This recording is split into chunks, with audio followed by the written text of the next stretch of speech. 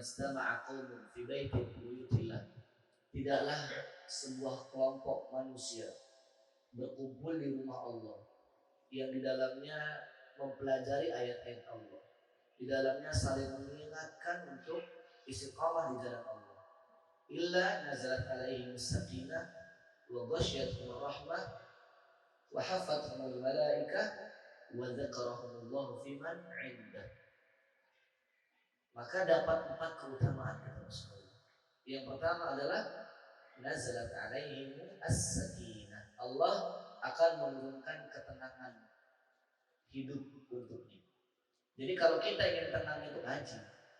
Kita ingin tenang, enggak galau itu ya untuk ini. Yang janji siapa? Rasulullah. Ada yang mengatakan Rasulullah bohong. Ketenangan hati itu bukan dengan harta, tapi dengan ilmu pengetahuan. Nazalat alaihim sakinah wa ghasyiyatuhum rahmah, dan Allah Subhanahu wa taala akan melindungi kita dengan rahmah Allah, dengan kasih sayang Allah. Bukankah yang kita cari di dunia ini kasih sayang Allah? Bukankah yang kita harapkan di dunia ini adalah keridhaan Allah? Wa hafathumul malaikah, dan malaikat itu akan menjaga dia, menjadi tameng, menjadi barrier dari mara bahaya, menjadi pelindung dari berbagai macam keburukan. Wa dzakarahumullahu fi man 'indah, yang lebih istimewa Allah menyebut nama kita, membanggakan diri kita di hadapan makhluk-makhluknya yang mulia. Di hadapan para malaikat Allah berkata, wahai para malaikat, saksikanlah fulan ibn fulan, hambaku sedang duduk mujalas menuntut ilmu, maka dia adalah orang yang baik. Maka ayuhal ikhwah azani wa iyyakum,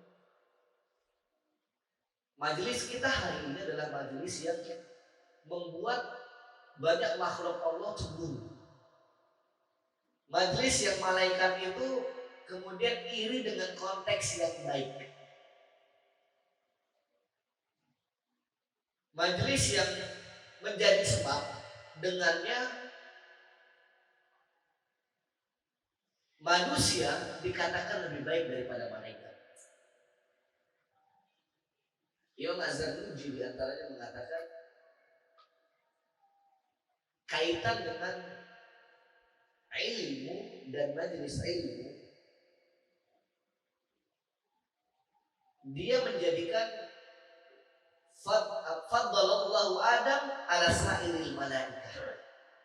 Ilmulah yang menjadikan Allah mengistimewakan Adam.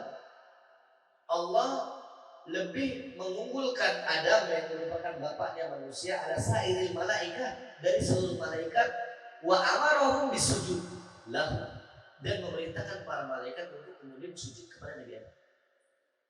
Jadi ilmu menjadi rahasia. Dan hari ini kita menjadi orang-orang yang sebenarnya mendapatkan nikmat yang sangat besar dari Allah Subhanahu wa taala jika kita.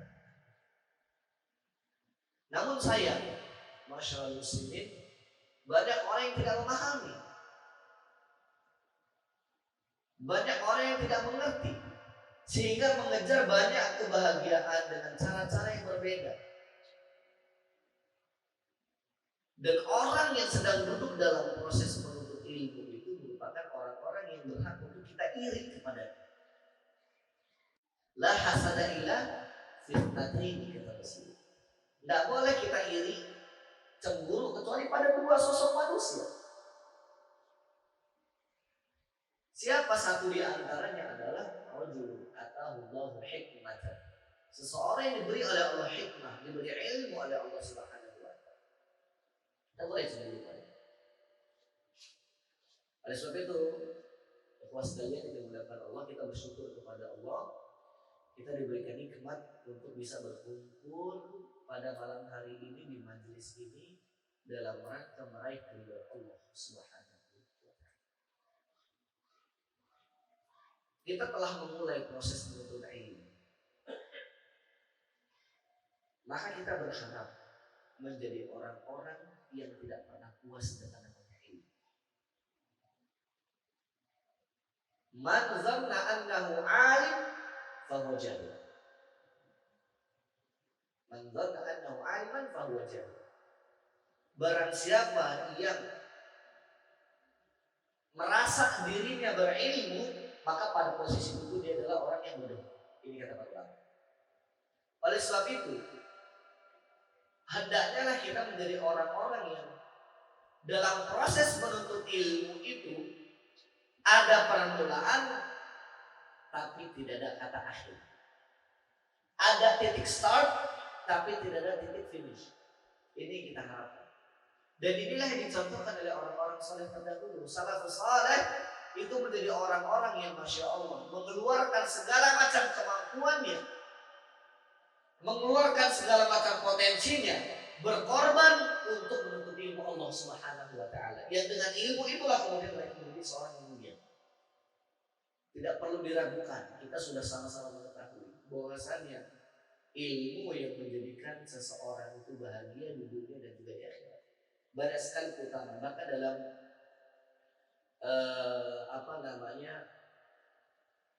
salah satu karyanya Imam Ibnu Qayyim Al-Jauziyah, beliau di dalam Miftah Dari Sa'adah, Ibnu Qayyim Al-Jauziyah mengatakan ada lebih dari 100 dalil-dalil yang beliau sebutkan, dalil-dalil yang berbeda yang menyebutkan tentang keutamaan orang-orang yang menuntut ilmu Allah SWT. Jadi sangat luar biasa istighfar. Kita itu ingin mulia dan jalan kemuliaan itu dengan ilmu. Apa yang kita raih tidak akan bisa kita miliki kecuali kita memiliki pengetahuan tentang ayat yang tadi kita baca, ayat yang populer yang sama-sama kita hafalkan dalam Quran surah Mujadalah atau Mujadilah.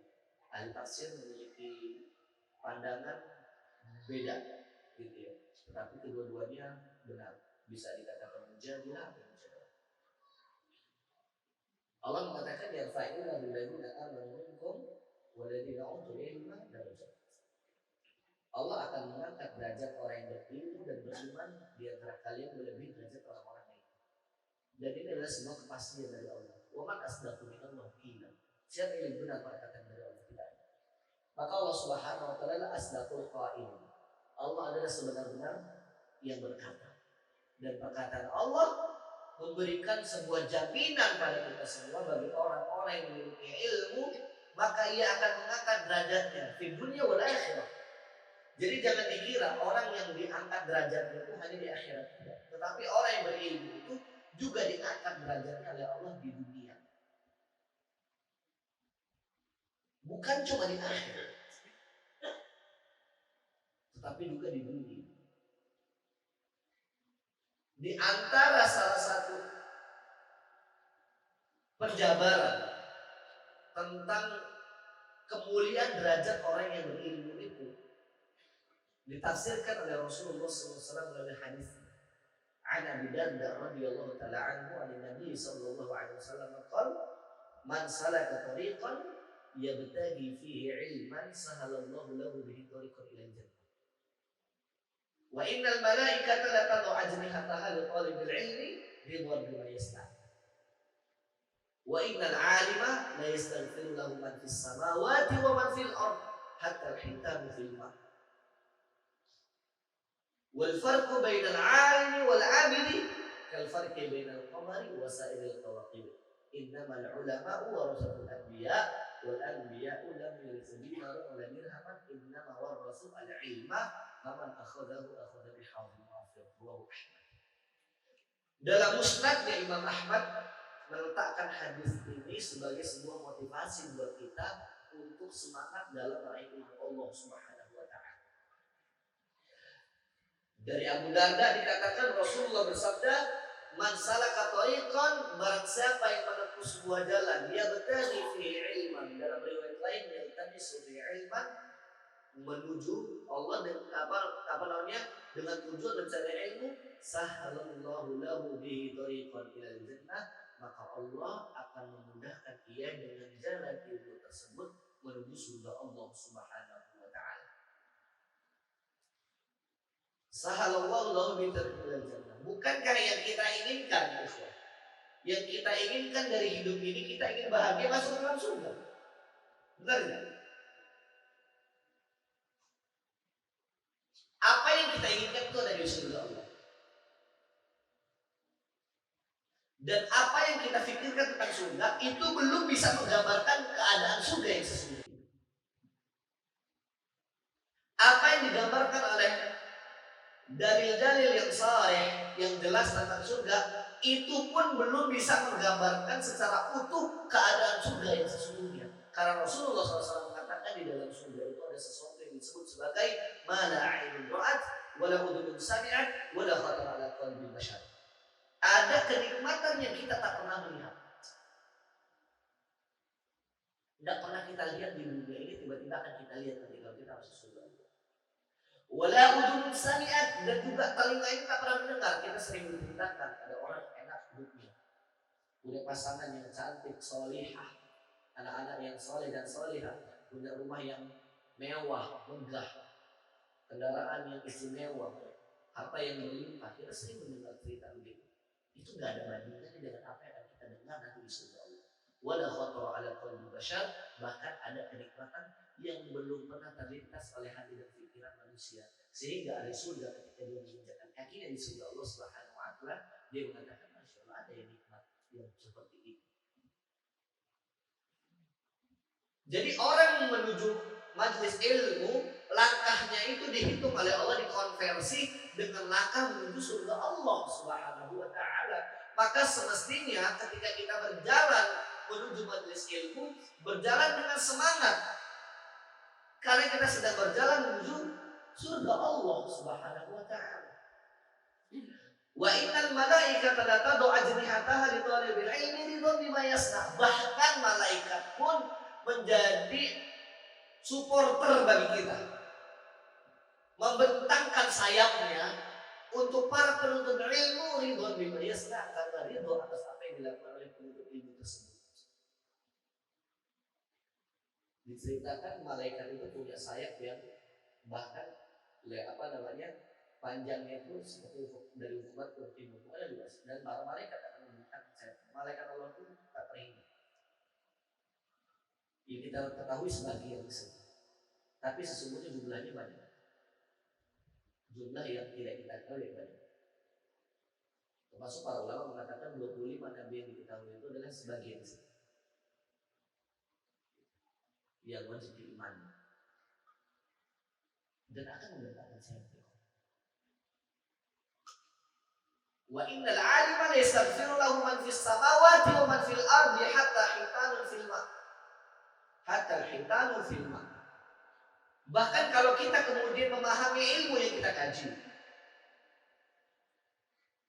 la yastaghfiru lahu man fis samawati wa man fil ardi, penduduk langit dan penduduk bumi itu akan berdoa meminta ampunan untuk kita. Ya Allah, ampunilah fulan bin fulan yang hari ini sedang menuntut ilmu. Ya Allah, ampunilah fulan bin fulan yang malam hari ini sedang duduk bermujalasah menuntut ilmu dan juga mabit di LP3 ini. Malaikat apa makhluk Allah seluruhnya berdoa. Seluruhnya yang ada di langit, yang ada di bumi, hatal hitanu fil ma, kata Rasul, sampai ikan yang ada di dasar lautan yang lagi berenang itu doa. Antum mau nggak didoakan sama makhluk Allah? Aku ada di sini tidak punya dosa. Kita semua berdosa. Benar tidak? Kita semua berdosa. Sekelas Abu Bakar As-Siddiq, orang yang dikatakan oleh Rasulullah SAW, "Ama anta ya Abu Bakrin awwal min ummati man yadkhulul jannah." Engkau Abu Bakar adalah orang pertama dari umatku yang masuk surga. Dipuji oleh Rasulullah, dipuji oleh para sahabat, tapi dia merasa orang yang dari dosa juga. Ketika dipujikan dia berdoa, Allahumma innaka a'lamu minni bi nafsi wa ana a'lamu bi nafsi minhum. Allahumma ja'alni khairan mimma yadhunnun waghfir lima la ya'lamun wa la tu'akhidhni bima yaqulun. Ini doa Abu Bakar ketika dipuji. Ya Allah, Engkau lebih tahu tentang aku daripada aku sendiri, dan aku lebih tahu tentang siapa diriku daripada mereka yang memujiku. Ya Allah, Allahumma ja'alni khairan mimma yadhunnun. Ya Allah, jadikan aku berbuat baik sebagaimana yang mereka prasangkakan, mereka kira. Waghfir lima la ya'lamun, dan maafkan aku atas apa yang mereka tidak tahu tentang dosa-dosaku, wala tu'akhidni bima yaqulun, dan jangan kau azab aku dengan apa yang mereka ucapkan. Sekelas Abu Bakar pun merasa dirinya berdosa, apalagi kita. Abu Bakar yang sudah ada surga, orangnya masih hidup tapi surga sudah ada, udah ada kapling surga untuk dia. Kita sholat isya kita tadi itu belum diterima, benar tidak? Ada yang menjamin sholat isya kita diterima. Bisa jadi ketika antum sholat mikirnya kemana-mana. Habis sholat bisa jadi merasa sudah diterima sholatnya. Yang kita sebagai yang bertugas imam bisa jadi merasa indah bacaannya, kemudian merasa sombong dengannya. Benar tidak? Kita sering perasaan-perasaan itu muncul pada diri kita. Makanya habis salam yang diperintahkan oleh Rasulullah apa? Istighfar. Masih ada pertanyaan, kenapa kita habis sholat beristighfar? Benar tidak? Bukankah kita habis ibadah? Seharusnya habis salam, assalamualaikum warahmatullahi, assalamualaikum warahmatullahi, seharusnya kita bersyukur kepada Allah. Alhamdulillah, karena habis ibadah. Tapi yang disyariatkan istighfar. Kenapa? Karena bisa jadi dalam ibadah kita itu banyak kekurangannya. Itu maka kita sempurnakan dengan istighfar, tobat kepada Allah. Itu maksudnya. Bahkan dalam ibadah pun masih mungkin kita bermaksiat pada Allah. Itu tabiat kita. Dalam ibadah sekalipun kita masih mikirin maksiat. Saya misalkan ini kan ibadah ya. Ini ibadah. Mengaji, mengajar, ini ibadah. Pun bisa jadi dalam hati saya sedang bermaksiat ketika saya merasa itu saya. Benar tidak? Antum sedang duduk, ibadah bukan ini. Ibadah pun dalam ibadah antum pun bisa jadi antum merasa sedang menjadi orang yang paling baik. Benar tidak? Jadi kita dalam ibadah sekalipun kita punya celah untuk bermaksiat kepada Allah. Oleh sebab itu, kita orang yang paling berhak untuk mendapat oleh paling punya harapan besar untuk diampuni dosanya. Dan salah satu cara agar dosa kita diampuni oleh Allah adalah menuntut ilmu.